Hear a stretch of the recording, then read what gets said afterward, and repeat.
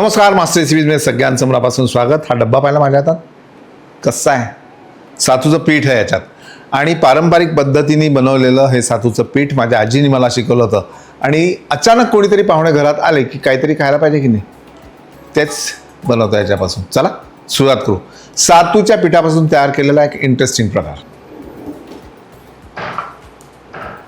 साधारण एक वाटीभर सातूचं पीठ, त्यामध्ये चवीनुसार मीठ,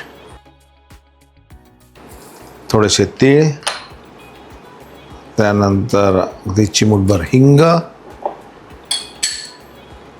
हिरवी मिरची, बारीक चिरलेली कोथिंबीर भरपूर, आणि हे सगळं एकत्र करून याला आपल्याला ताकात भिजवायचं आहे.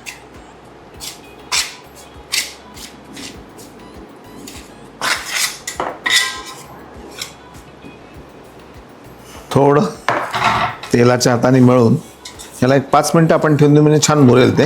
आणि तोपर्यंत आपला तवासुद्धा गरम होईल.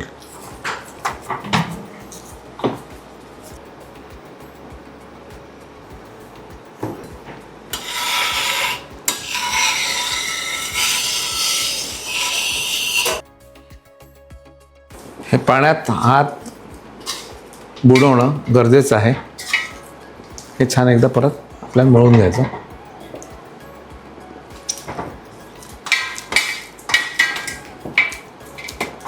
आणि काही लोक असं थालीपीठ जे आहे ते परातीतच थापतात आणि काही लोक तव्यावर थापतात.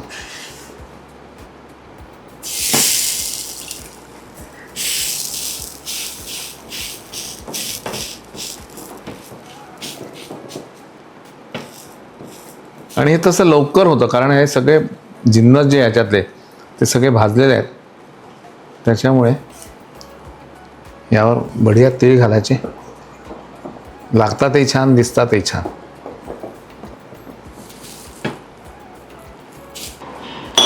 हे असे असे छिद्रमध्ये करायचे.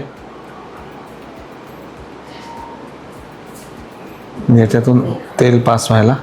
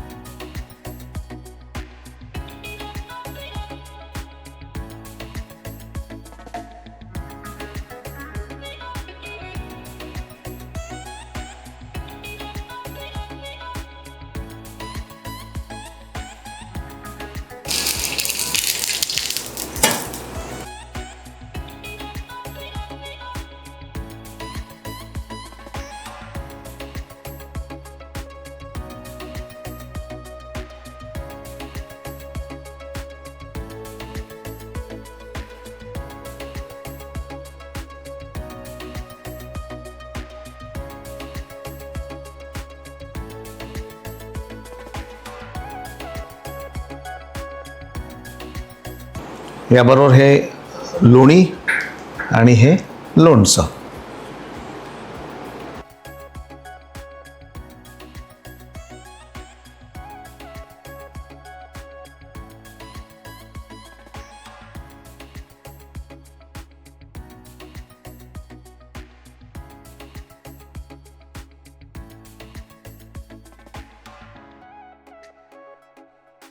एवढं छान खमंग हे थालीपीठ, क्या बात है. आणि त्याच्याबरोबर हे घरचं काढलेलं फ्रेश लोणी. एवढं फ्रेश जर लोणी असेल ना, बोलूच नका. अतिशय उत्तम आणि वेगळा प्रकार. म्हणजे कांदा नाही, लसूण नाही, पटकन पीठ काढलं, कोथिंबीर घातली, दह्यात भिजवलं, थालीपीठ केलं.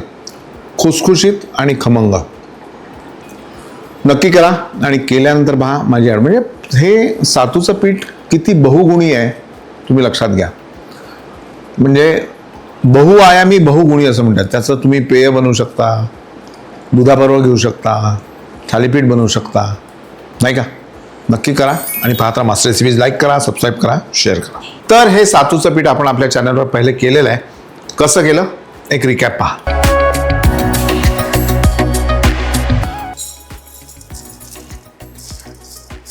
हे गहू परत एका बोलमध्ये आपल्याला घालायचं आहे आणि ह्याच्यावर आता आपल्याला एकदम गरम असं पाणी ओतायचं आहे. आणि मग हे साधारण उकळी आलेलं गरम पाणी आपल्याला गव्हात ओतायचं आहे. आता हे असं का करायचं, तर हे असं का करायचं, कारण हे गहू आपल्याला नंतर वाळवायचे नाही आहेत, पण सुकवायचे आहेत. कसं की ह्याच्यावर कपड्यावर घालून त्याचं वरवरचं पाणी जे आहे ते निघालं पाहिजे. आणि या पद्धतीमुळे काय होतं, जेव्हा आपण या गव्हाला भाजतो तर ते छान हलके होऊन असे भाजल्या जातात आणि सत्तूची टेस्ट जी आहे, चव ती छान होते. आता सत्तूचं पीठ सत्तू असं का बरं म्हणतात, हे जेव्हा माझ्या मनात आलं तेव्हा एक छान इंटरेस्टिंग गोष्ट मला समजली. काही दिवसांपूर्वी, काही वर्षांपूर्वी 7 वेगवेगळ्या प्रकारची धान्य घ्यायची आणि मग त्याचं हे पीठ बनवायचे. आता काही ठिकाणी गहू, त्याच्याबरोबर बार्ली, त्याच्याबरोबर चणा किंवा नुसतं गहू बार्ली. आता आपण घेणार आहे, चणा घेणार आहे, गहू घेणार आहे आणि डाळवं, असे 3 प्रकार घेणार. तर ह्याचे वेगवेगळे कॉम्बिनेशन्स होते. तर अजूनही काही ठिकाणी बार्लीचा वापर करतात की बार्ली आणि गहू एकत्र करून ते पीठ सातूचं पीठ म्हणून सत्तू, सातू, सप्तधान्य असं ते होत आलं सगळं. इतिहास शोधायला गेलं तर बराच मोठा आहे. तुमच्याही जर काही सत्तूच्या पिठाची माहिती असेल तर मला नक्की कळवा. याला एक 5-1 मिनटं ठेवून नंतर आपल्याला परत गाळून घ्यायचं आहे.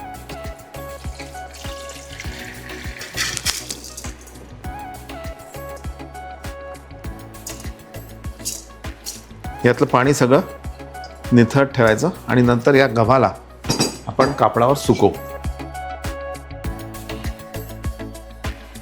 उन्हात वाळवायचं नाही आहे, अर्धा तास असंच ठेवायचं आहे. जेणेकरून काय होतं की कापडावर जेव्हा आपण हे लावतो तो वरचं पाणी जे आहे ते सगळं शोषून घेतलं जाईल.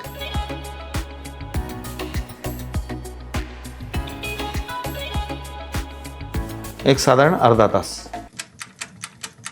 आता 2 वाट्या गहू आहेत तर साधारण एक अर्धी वाटी चण्याची डाळ आपल्याला भाजून घ्यायची.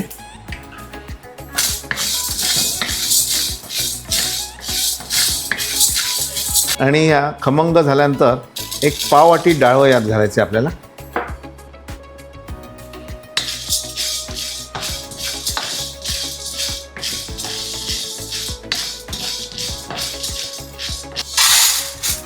ह्याला थंड करायचं.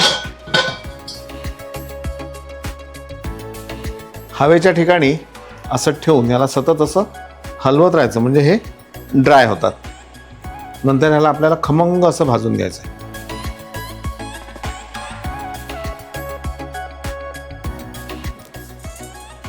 त्याला आपल्याला मंद आचेवर खमंग भाजून घ्यायचं आहे. याला थोडासा वेळ लागेल, पण जेवढं छान तुम्ही भाजाल तेवढा सत्तू जो आहे तो व्यवस्थित असा बनेल.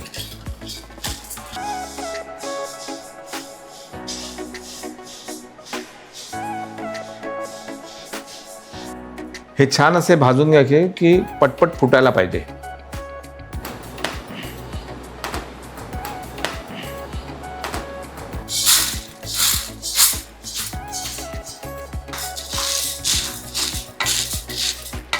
आता दळायला देण्यापूर्वी याच्यामध्ये 4-5 वेलच्या, एक अर्ध जायफळ आणि चमचाभर सुंठ पावडर, याला आपण दळायला देऊ.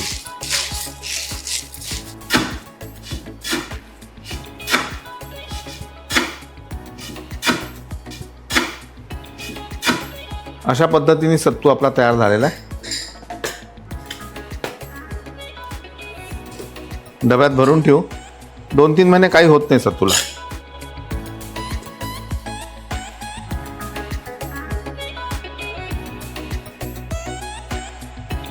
आता हे झालं सातूचं पीठ. आपण 2 महिन्याला काही होत नाही.